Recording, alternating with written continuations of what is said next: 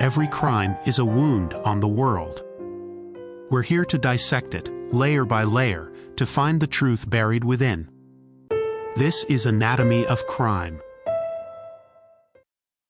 The air on July 30, 1975, was thick and heavy, the kind of oppressive Michigan summer heat that makes asphalt soft and tempers short.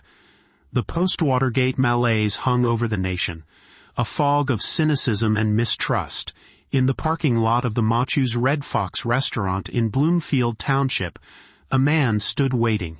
He was not a patient man.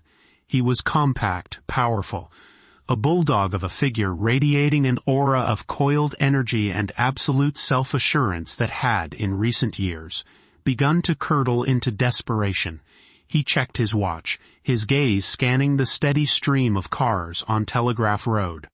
This was James Riddle Hoffa, a name that was at once a symbol of working-class power and a synonym for corruption.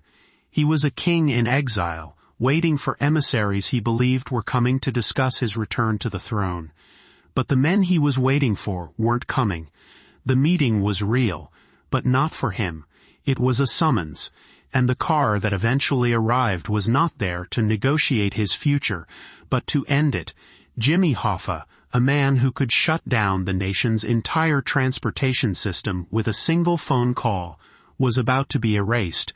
He would walk to a car, climb inside, and in that moment dissolve from fact into legend, leaving behind only a void filled with rumor, speculation, and a single chilling question. How do you make a man like that simply disappear? This is not just the story of a missing person. It's a clinical examination of a masterpiece of criminal engineering. It is a story about power, betrayal, and the terrifying efficiency of an organization that had perfected the art of the permanent solution. The disappearance of Jimmy Hoffa is one of America's greatest unsolved mysteries, but the mechanism of his vanishing is no mystery at all. It was the result of a deliberate, meticulously planned, and flawlessly executed operation. Today, on Anatomy of Crime, we dissect the ultimate expression of mob power, the anatomy of a professional hit, and how it was used to erase James Riddle Hoffa from the face of the earth. To understand how Jimmy Hoffa could be swallowed whole by the American landscape, you must first understand the man himself and the world he built. Hoffa was not born into power. He clawed his way to it. Born in Brazil, Indiana, in 1913, he was the son of a coal miner who died when Jimmy was just 7. The poverty of his youth forged in him a burning ambition and a deep, authentic connection to the struggles of the working man. He left school in the 9th grade to support his family, taking a job as a warehouseman at a Kroger grocery store, a physically demanding job with brutal hours and pathetic pay. It was here, on the loading docks, that he first witnessed the casual exploitation of labor, and it ignited a fire within him. He was a natural. Fearless, charismatic, and relentlessly aggressive, he orchestrated his first successful strike at just 20 years old. The story became part of his legend. A shipment of strawberries, which would spoil in the summer heat, arrived at the warehouse. Hoffa timed his strike perfectly, forcing the company to the negotiating table within the hour rather than lose their entire shipment. He won. It was a lesson he never forgot. Find your opponent's pressure point and squeeze. His ascent through the ranks of the International Brotherhood of Teamsters was meteoric. The Teamsters Union itself was a sprawling, powerful entity, a veritable giant in the American economy. To control the Teamsters was to control the arteries of commerce. Every piece of produce, every automobile, every parcel traveled by truck. A nationwide Teamsters strike could bring the country to a standstill in a matter of days. This immense power made it a tantalizing target for organized crime. In the early 20th century, many of the Union's locals had fallen under the influence of local gangsters who used violence and intimidation to control elections and extort businesses. Hoffa, then a young organizer in Detroit, didn't shy away from this world. He embraced it. He understood that to consolidate power, he needed muscle, and the mob had muscle to spare. He formed critical alliances with the Detroit Partnership, the local mafia family run by figures like Joseph Zerilli and Angelo Melli. They saw in Hoffa a man of immense talent and ambition, a man they could work with. It was a symbiotic relationship, a devil's handshake that would define his career. Hoffa offered the mob the keys to a kingdom, the Teamsters' Central States, Southeast and Southwest Areas Pension Fund. This fund was the Holy Grail. Established in 1955, it pooled the retirement funds of hundreds of thousands of truckers into a single, massive financial entity. Under Hoffa's leadership, it became the mob's private bank, with few of the regulatory oversights that constrained traditional banks. Hoffa and the fund's trustees could approve massive high-risk loans. The primary beneficiary was the Las Vegas casino scene. Mob-controlled casinos like the Stardust, the Desert Inn, the Dunes, and the Fremont were built and expanded using millions of dollars of Teamsters money. Figures like Mo Dalitz of the Cleveland Syndicate and Meyer Lansky, the mob's financial genius, reaped the rewards. The day-to-day management of this corrupt pipeline was often handled by Alan Dorfman, an insurance man with deep mob ties, who acted as the fund's chief asset manager. He was the gatekeeper, ensuring the right people got their loans, while the pension fund itself was often left with bad debt and risky investments. In return for this access, the mob gave Hoffa what he needed most: unwavering control. They ensured his rivals were silenced, that Union elections went his way, and that strikes had the violent backing needed to bring corporate ions to their knees. By 1957, Jimmy Hoffa was the undisputed president of the Teamsters, the most powerful and feared labor leader in the nation. He commanded the loyalty of millions of truckers, warehousemen, and workers who saw him as their champion, a man who delivered them pensions, health care, and a piece of the American dream. They were willing to overlook the dark alliances because he delivered results. But this empire, built on a corrupt foundation, had a powerful enemy: Robert F. Kennedy. As chief counsel for the Senate McClellan Committee, which was formed in 1957 to investigate labor racketeering, Kennedy made it his personal crusade to bring down Jimmy Hoffa. The hearings were a national spectacle, a televised clash of titans. Kennedy, the clean-cut, moralistic Boston Brahmin, relentlessly grilled Hoffa, the pugnacious, defiant street fighter. Kennedy saw Hoffa not as a labor leader, but as a cancer on the American labor movement, a man who had sold out his members to the mob. The battle between them was epic and personal. Kennedy pursued Hoffa with a relentless, almost obsessive zeal. Hoffa, in turn, despised Kennedy with equal passion, seeing him as a spoiled, privileged child of wealth who could never understand the struggles of the common man. For years, Hoffa's legal team, funded by the Union, managed to fend off federal prosecutors. He seemed untouchable, beating case after case, including the infamous Test Fleet bribery case in 1957. His invincibility, however, was an illusion. When John F. Kennedy was elected president in 1960, he appointed his brother Robert as Attorney General. RFK now had the full power of the Justice Department at his command, and he created a special unit of prosecutors, known informally as the Get Hoffa Squad. The pressure was immense. Finally, in 1964, the dam broke. Prosecutors in Chattanooga, Tennessee, convicted Hoffa of jury tampering in connection with his 1962 trial on conspiracy charges. Shortly after, he was convicted again, this time in Chicago for mail and wire fraud related to the improper use of the Teamsters Pension Fund.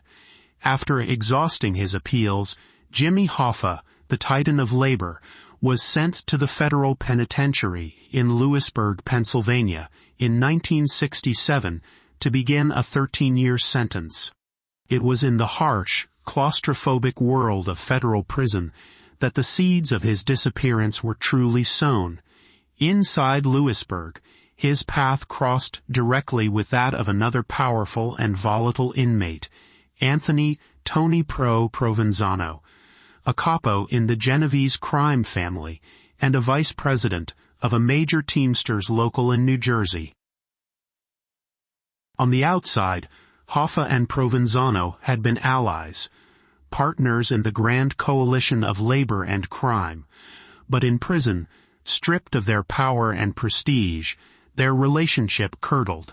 A dispute, reportedly over their respective access to the Teamsters pension funds, escalated into a violent confrontation. Accounts differ on the specifics, but the outcome was clear. Hoffa and Provenzano became bitter enemies. According to FBI informants, the two men had a physical altercation in the prison yard. Hoffa reportedly insulted Provenzano's Italian heritage, and Provenzano, a man known for his violent temper, retaliated with a chilling threat. He allegedly told Hoffa he would pull out his guts with his bare hands and kidnap his children. It was a feud that went beyond business. It was now deeply, violently personal. While Hoffa was incarcerated, he handed the reins of the Teamsters to a man he believed was a loyal placeholder, Frank Fitzsimmons. But Fitzsimmons, once a compliant subordinate, grew comfortable in the presidential suite. More importantly, the mob grew comfortable with him. Fitzsimmons was pliable. He kept the pension fund loans flowing to mob projects without the drama and federal scrutiny that always followed Hoffa. He allowed the mob to sign sweetheart deals, union contracts that benefited mob-owned businesses at the expense of the workers' wages and benefits. The old king was in his dungeon, and the new king, however unassuming, was serving the needs of the court just fine. Then, in 1971, came the twist that sealed Hoffa's fate. President Richard Nixon commuted Hoffa's sentence. He was a free man. But freedom came with a price, a condition that was a poison pill for a man like Hoffa. He was barred from participating in any union activities until 1980. The origin of this specific condition has long been a subject of debate.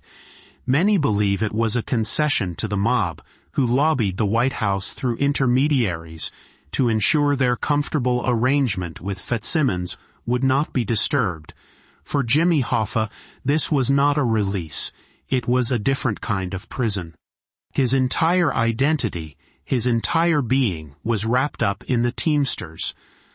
Life without the union was no life at all. He immediately began a legal battle to have the restriction overturned. And more dangerously, he started making noise. He was writing a book, threatening to expose the very people he had once called partners. He claimed he was going to clean up the union, a phrase that, to his former mob associates, sounded less like a promise of reform and more like a declaration of war. He was threatening to shut off the money pipeline. The mob, which had once been his greatest asset, now saw him as their greatest liability. The king in exile wanted his kingdom back, but the new regime had no intention of relinquishing power. Jimmy Hoffa was becoming a problem that needed a permanent solution. By the summer of 1975, Jimmy Hoffa was a man driven by a singular, all-consuming obsession, reclaiming the presidency of the Teamsters. He was crisscrossing the country, meeting with old loyalists, trying to rally support for his comeback. But he knew that to have any real chance, he needed to mend fences with the organized crime figures who held the real power.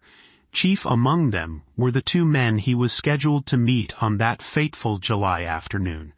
Anthony "Tony Jack" Giacalone, a feared and respected street boss for the Detroit partnership, and his old prison nemesis, Anthony "Tony Pro" Provenzano.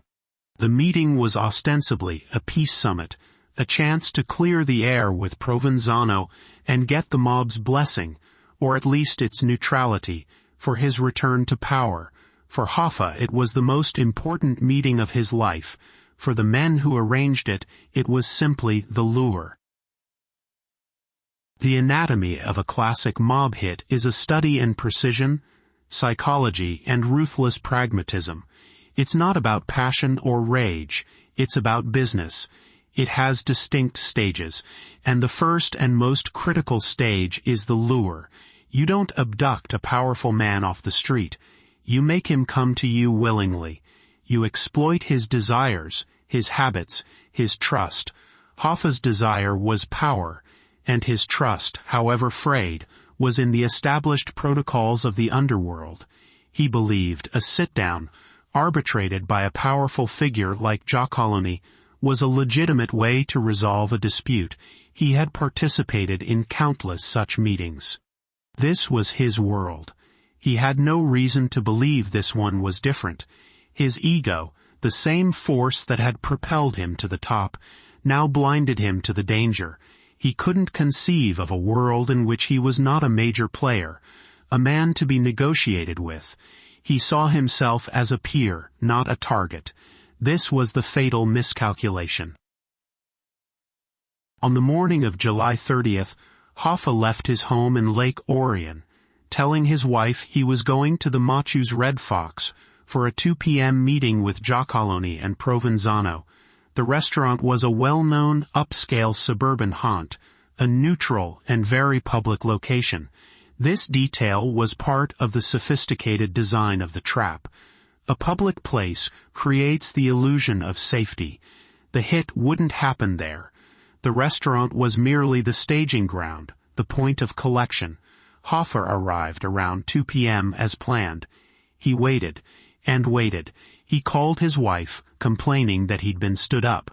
He was seen by several witnesses, pacing in the lobby, looking out at the parking lot. At approximately 2:30 p.m., he placed a call to his close friend and business associate, Louis Linto, again expressing his frustration. "Where the hell is Tony Giacalone?" he fumed. Linto advised him to just go home, but Hoffa said he'd wait a few more minutes. Those were the last known words of Jimmy Hoffa. Sometime shortly after that call, witnesses saw Hoffa walking through the parking lot and getting into a car. Descriptions varied, but most converged on a dark-colored late-model sedan, specifically a maroon Mercury Marquis Brougham. He wasn't forced into the car. He got in willingly. This is the second stage of the hit, the pickup. The men in the car were not strangers. To get Jimmy Hoffa into a vehicle, the driver had to be someone he knew and trusted implicitly. The FBI would quickly center its investigation on one man, Charles "Chucky" O'Brien. O'Brien was, for all intents and purposes, Hoffa's surrogate son. Hoffa had taken him in as a boy after his own father disappeared, mentored him, and treated him like family. O'Brien, in turn, revered Hoffa. But O'Brien was also deeply connected to the mob, a man caught between two powerful, opposing forces. He was the perfect Judas goat, a familiar face to lead the lamb to the slaughter. The car that pulled up to the Red Fox that day was not driven by Giacalone or Provenzano. They, the masterminds, were establishing their alibis. Giacalone was very publicly holding court at the Southfield Athletic Club, getting a massage and holding meetings. Provenzano was hundreds of miles away in New Jersey at his Teamsters local 560 Union Hall. This is a cardinal rule of a high-level mob hit. The decision-makers are never the triggermen. They maintain plausible deniability, insulating themselves with layers of subordinates. The car Hoffa climbed into likely contained at least 3 people: the driver, O'Brien, and 2 enforcers. These were the mechanics of the operation. The FBI has long believed these men were Salvatore "Sally Bugs" Briguglio, a notoriously vicious hitman and business agent for Tony Provenzano's Local, and his associate Stephen Andretta. Another name that has famously surfaced is Frank the Irishman Sheeran, a Hoffa loyalist and Buffalino family enforcer who decades later would claim he was the one who pulled the trigger. Regardless of the exact personnel, the next stage was the neutralization. The drive from the Machu's Red Fox was short. The destination was not some deserted field. It was a private, controlled environment. The most credible FBI theory points to a nearby house on Damon Drive, then owned by Carlo Licata, the son of a Detroit mobster. Once inside the house, out of public view, the act itself would have been swift, businesslike, and brutal. Hoffa would have realized he'd been betrayed the moment he walked through the door. There would be no sit-down, no negotiation. According to the most compelling accounts, he was likely shot twice in the back of the head, a standard and efficient method that minimizes blood spatter and ensures immediate death. There was no struggle, no prolonged confrontation. It was an execution, a problem being solved. The immediate aftermath is the cleanup phase, and it is performed with the same cold precision as the murder itself. The location would be scrubbed. Any physical evidence, blood, tissue, shell casings, would be meticulously removed. But the most crucial piece of evidence to eliminate was the car. The maroon Mercury that Chucky O'Brien had been driving that day became a focal point of the investigation. It was owned by Joey Giacalone, the son of Tony Giacalone. When the FBI finally located and seized it, their forensic teams went over it with microscopic intensity. They found no blood, no fingerprints, no hair that could be definitively linked to the crime. It appeared clean, but they brought in specially trained dogs, and in the back seat and trunk, the dogs alerted, signaling the scent of human decomposition. The killers had cleaned the car, but they couldn't eliminate the lingering ghost of death. It was a tantalizing clue, but in a court of law, a scent is not a body. It was confirmation of a crime, but not proof of one. And this brings us to the final and most mythologized stage of the operation: the disposal. This is what separates a common murder from a signature mob hit. The goal was not just to kill Jimmy Hoffa, it was to unmake him, to ensure he was never found. A body is evidence. A body means a murder trial, witnesses, and the possibility of conviction. No body means a missing persons case. It creates a permanent state of uncertainty, a psychological victory for the perpetrators. It sends a terrifying message to anyone else considering crossing them. We can do more than kill you. We can erase you. The plan for Hoffa's disposal was likely in place long before he ever stepped into that car. It was the endgame, the masterstroke, and it is the reason why, decades later, the search for Jimmy Hoffa has become a macabre form of American folklore. The theories about what happened to his body are legion, ranging from the plausible to the utterly fantastic. Each one speaks to the industrial-scale resources and the chilling ingenuity of organized crime. Perhaps the most famous theory is that Hoffa's body was buried in the concrete foundations of Giant Stadium, then under construction in the Meadowlands of New Jersey. It's a powerful, almost poetic image. The great labor leader becoming a permanent part of a monument to entertainment and sport. This theory, originating from mob informant Ralph Picardo, gained immense traction in popular culture. However, law enforcement has always been skeptical. The logistics of transporting a body from Detroit to New Jersey undetected and then secretly burying it in a high-profile active construction site, patrolled by security, would have been a monumental risk with too many variables. A more practical and widely credited theory among investigators involves the use of an industrial facility controlled by the mob. One strong possibility is that his body was transported to a fat-rendering plant or a waste incinerator in the Detroit area. The Central Sanitation Company, a facility in Hamtramck, known to be under the influence of the Detroit Partnership, has often been cited. In such a place, a human body could be destroyed beyond any hope of identification, reduced to ash and industrial waste. This method is brutally efficient, forensically sound, and leaves no trace.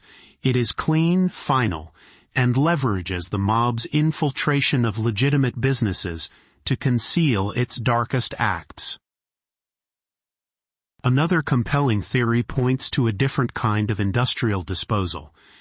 His body could have been placed in a 55-gallon steel drum, loaded into the trunk of a car, and that car then delivered to a scrap metal yard. Several such yards on the Detroit River were mob-controlled. There, the car would be flattened by an industrial press into a dense, unrecognizable block of metal. The resulting cube would then be loaded onto a freighter and shipped overseas as scrap metal, destined for a foundry in Japan or elsewhere. This scenario, espoused by some informants, is the stuff of nightmares, a vision of modern industry turned into a tool of perfect annihilation. It ensures the evidence is not just hidden, but is physically obliterated and scattered across the globe. Then there are the more mundane, but perhaps more likely, scenarios. He could have been buried in a location known only to a few key individuals. The FBI has received thousands of tips over the years, leading them to excavate horse farms in Michigan, dig up driveways in suburban Detroit, and search under swimming pools in New Jersey. In 2004, authorities dug up the floorboards of the Dammon Drive house where they believe Hoffa was killed, but found nothing. In 2013, a highly publicized multi-day search of a field in Oakland Township based on a tip from a dying mobster also turned up empty. Each new tip sparks a brief media frenzy, a fresh wave of speculation, before ultimately ending in the same way, with an empty hole in the ground and the mystery still intact. The sheer number of conflicting stories is not a sign of investigative failure. It is a testament to the success of the conspiracy. It's possible that multiple stories were deliberately spread as disinformation, creating a fog of confusion to obscure the truth. The silence that fell over the underworld in the wake of July 30, 1975, was deafening. It was the sound of omerta, the mob's sacred code of silence, a wall that even the full force of the Federal Bureau of Investigation could not breach. The investigation into Hoffa's disappearance, codenamed Hoffa, was one of the largest and most intensive in FBI history. Agents interviewed hundreds of people, logged thousands of hours of surveillance, and chased down leads in every corner of the country. But they kept running into the same wall. The key figures, the men who planned and executed the hit, were untouchable. Chucky O'Brien, the surrogate son, denied ever seeing Hoffa that day. His story shifted, but his denial remained firm. The maroon Mercury he had been driving was borrowed from the son of a local mob figure, a convenient layer of separation. The day after Hoffa vanished, O'Brien drove the car to a union car wash where it was thoroughly cleaned, an act he claimed was innocent, but which investigators saw as a clear attempt to destroy evidence. Anthony Giacalone and Anthony Provenzano, the two men Hoffa was supposed to meet, had their perfect alibis. When FBI agents showed up at the Southfield Athletic Club to question Giacalone, he feigned surprise. "Jimmy Hoffa, who's that?" he asked, a picture of detached amusement. He and Provenzano denied any knowledge of a planned meeting. They were the architects, watching from a safe distance while their soldiers did the dirty work. The FBI knew they were lying. Everyone knew they were lying. But knowing something and proving it in a court of law are two vastly different things. Without a body, without a weapon, and without a witness willing to talk, the case was a circumstantial ghost. Over the years, the conspiracy of silence held, largely because the conspirators themselves began to disappear. Salvatore "Sally Bugs" Briguglio, the man many in law enforcement believe was the primary shooter, was himself gunned down in Little Italy, New York, in 1978, just before he was scheduled to testify before a grand jury about the Hoffa case. His murder was a clear message to anyone else who might consider talking. Anthony Provenzano died in prison in 1988 while serving time for a different murder. Anthony Giacalone died of kidney failure in 2001. Russell Bufalino, the quiet, calculating puppet master from Pennsylvania, who many believe gave the final order, died in a.n. nursing home in 1994. The generation that killed Jimmy Hoffa was slowly dying off, and with each death, another piece of the puzzle was lost forever. The last, most explosive chapter in the Hoffa saga came decades later, with the publication of the 2004 book, I Heard You Paint Houses. In it, Frank, the Irishman Sheeran, a longtime friend of Hoffa and a high-level enforcer for Russell Bufalino, gave a deathbed confession to author Charles Brandt. He claimed that he was the man in the car with Chucky O'Brien. He claimed that it was Bufalino who gave the order, telling him, "It is what it is." He described driving with Hoffa to the house on Damon Drive, walking in ahead of him, and then turning and shooting his old friend twice in the back of the head. Sheeran's account was stunningly detailed, providing a narrative that seemed to solve the entire mystery. His story became the basis for Martin Scorsese's 2019 film, The Irishman, cementing his confession in the public consciousness. However, many FBI agents and investigative journalists who have studied the case for years remain deeply skeptical of Sheeran's claims. Dan Molde, a reporter who has dedicated his life to the Hoffa case, has pointed out numerous inconsistencies. For example, Sheeran's name never appeared in the voluminous Hoffa files as a primary suspect.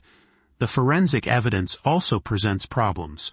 When Sheeran claimed he shot Hoffa, he described significant blood spatter, yet investigators who searched the house found no traces of blood, suggesting a highly professional cleanup that seems at odds with Sheeran's description.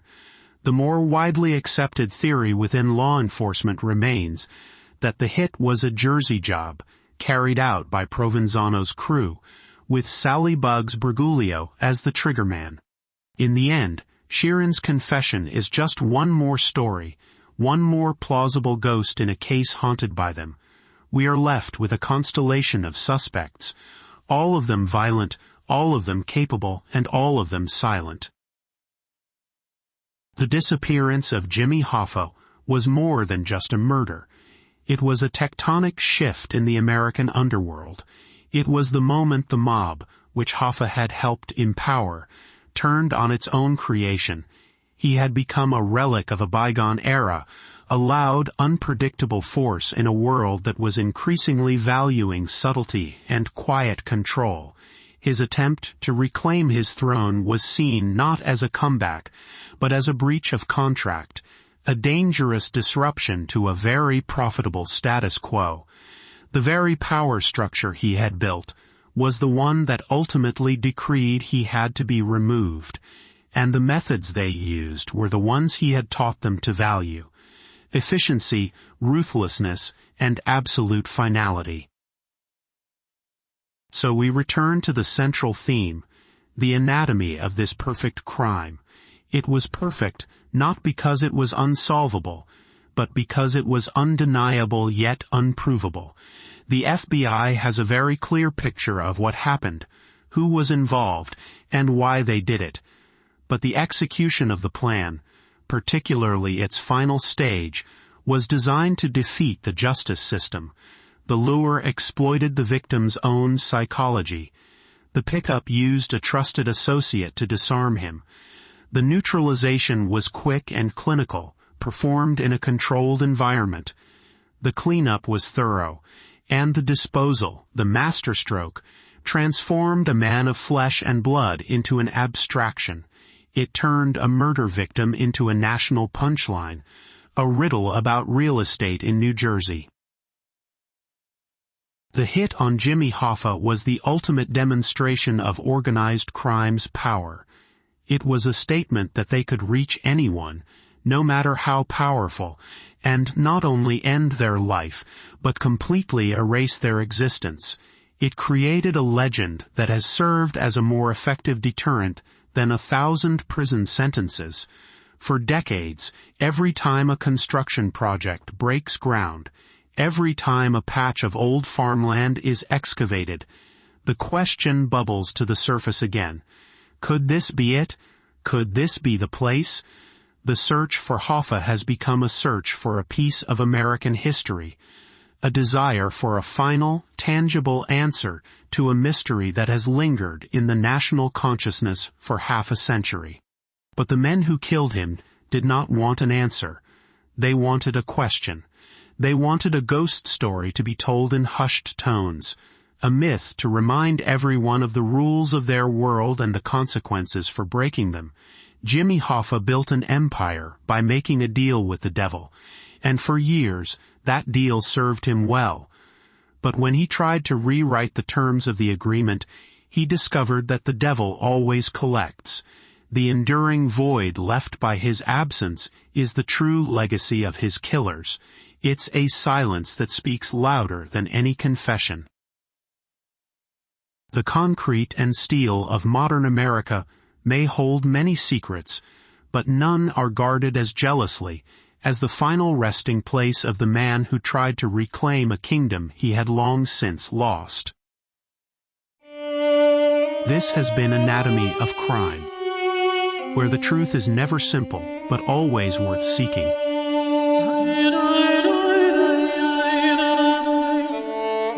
I